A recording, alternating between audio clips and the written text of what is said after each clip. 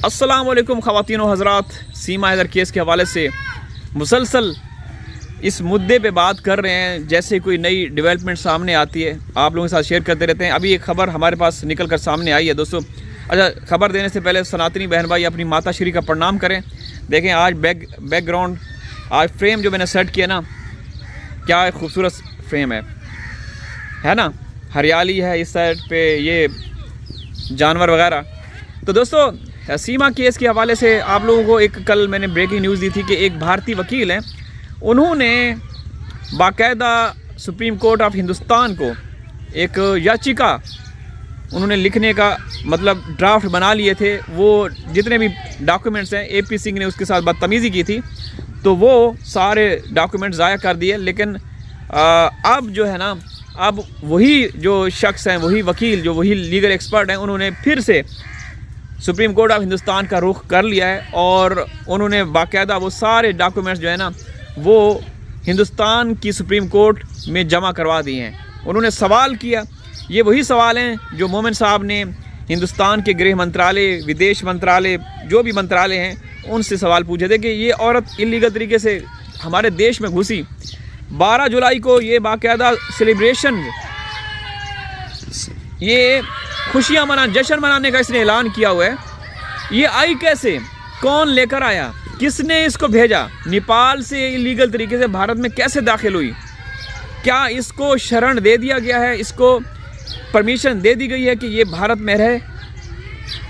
तो भाई उन्होंने ये सारी चीज़ें लिख दी हैं। अब देखना यह है कि सुप्रीम कोर्ट ऑफ हिंदुस्तान क्या कोई बड़ा एक्शन लेती है इसके ख़िलाफ़, क्योंकि उस शख्स ने कल हमारे साथ जब फ़ोन पे बात की, उन्होंने कहा कि तनवीर भाई, मैं बीइंग हिंदुस्तानी आपको बता रहा हूँ कि जो भी सीमा के ख़िलाफ़ पुलिस स्टेशन जाता है, किसी कोर्ट कचहरी जाता है,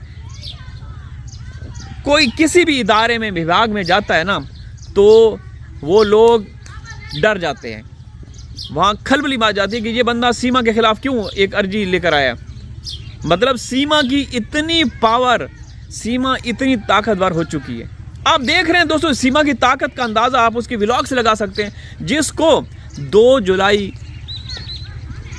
जुलाई को 2 साल हो जाएंगे जब भारत की एक अदालत ने कड़े अल्फाज में सीमा के ख़िलाफ़ एक फ़ैसला दिया था कि सीमा को किसी भी सोशल मीडिया पे उसका आना ममनू है, यानी कि वो कोई भी सोशल मीडिया इस्तेमाल नहीं कर सकती। लेकिन वो सुबह, दोपहर, शाम 10 से 12 उसके चैनल बने हुए हैं। कभी वो अपनी अर्निंग दिखा रही होती है, कभी वो बाइक न्यू जो गिफ्ट में चीज़ें मिलती हैं अनबॉक्सिंग कर रही होती है वो दिखा रही होती है, कभी गाड़ी कि आज मुझे सचिन ने तोहफे उसमें बर्थडे पे ये गाड़ी दी। तो ये सारे सवालात जो हर हिंदुस्तानी सवाल चाहता है, जवाब चाहता है, वो सवाल उन डॉक्यूमेंट्स में लिखे हैं। ठीक है ना। देखें, मैं बीइंग पाकिस्तानी, मैं पाकिस्तान से मेरा ताल्लुक़ है, मैं अपने पाकिस्तान से प्यार करता हूँ, प्रेम करता हूँ। आप भी यकीनन अपने देश से प्यार करते होंगे। हम बर्दाश्त नहीं करते कि कोई हमारे देश में इलीगल तरीके से घुसे। हमें बोलने की ज़रूरत ही नहीं पड़ती, हमें हमारे इदारों पे हमें फ़ख्र है। हमारी फोर्सेस, हमारी फ़ौज, हमारी सेना, हमारी जो भी इदारे हैं, अदालतें, हमें हमारे जो हुक्मरान हैं उन पे हमें फ़ख्र है। हमें कोई भी इलीगल तरीके से हमारे देश में आता है, हमें पाकिस्तानियों को बोलने की ज़रूरत नहीं पड़ती। हमारे इदारे खुद निपटते हैं, हमारी अदालतें खुद निपटती हैं। मिसाल दे दूं, बादल बाबू, याद है ना, बादल बाबू भी सीमा की तरह हमारे देश में इलीगल तरीके से घुसा, अब कहाँ हैं। तो सीमा को भी ऐसे ही डील करना चाहिए था आपके इदारों ने।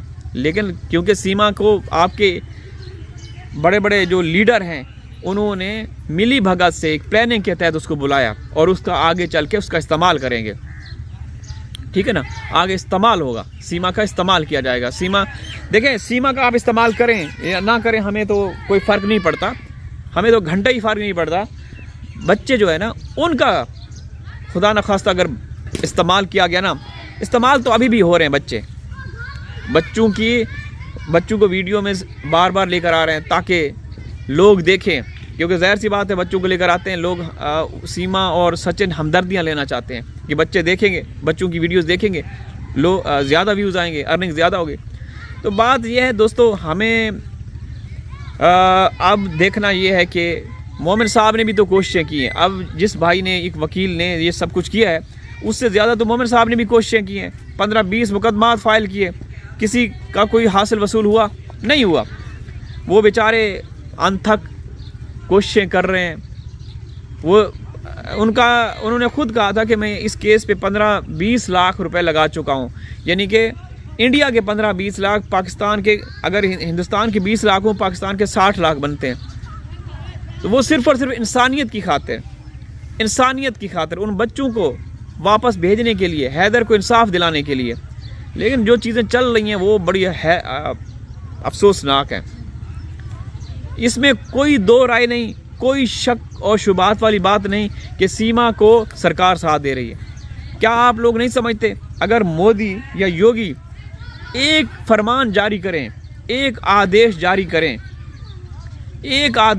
करें तो क्या से क्या नहीं हो जाएगा। सीमा तुरंत जेल चली जाएगी या उसको डिपोर्ट कर देंगे।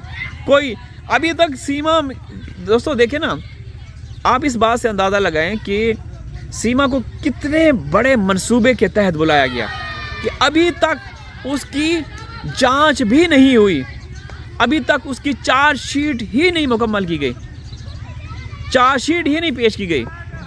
कितनी बड़ी साजिश के तहत उसको बुलाया गया है ना।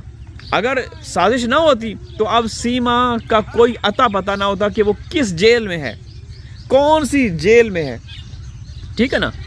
यकीनन 100% सीमा को एक मिशन के तहत बुलाया गया।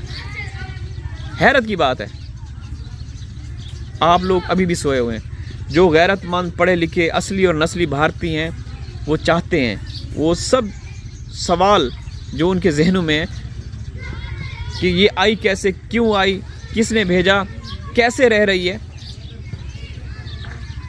हम लोग ये नहीं चाहते। हमारा तो ये है कि भाई आप लोग जाने, आपका काम जाने, आपका कानून जाने। लेकिन जब चीज़ें देखते हैं ना कि जो लीगल तरीके से आपके देश में घुस जाएं, लीगल तरीके से आपके देश में चले जाएं, और इलीगल तरीके से आपके देश में जो घुस जाएं, इलीगल वालों को आप आंखों में, पलकों पे बिठाते हो, दिल में जगह देते हो, और जो लीगल तरीके से वहाँ पे रह रहे थे उनको आप किक आउट करते हो। तो ये तो 2 नंबरी, डबल स्टैंडर्ड, दोहरा मेयार है ना। है बिल्कुल है। तो भाई हम लोग तो आवाज़ उठाते रहेंगे। आप लोग बेशक सो जाएं, आपको परवाह नहीं, हमें तो उन बच्चों की परवाह है। हम आखिरी दम तक, हम आखिरी सांस तक उन बच्चों के लिए आवाज़ उठाते रहेंगे इंशाअल्लाह।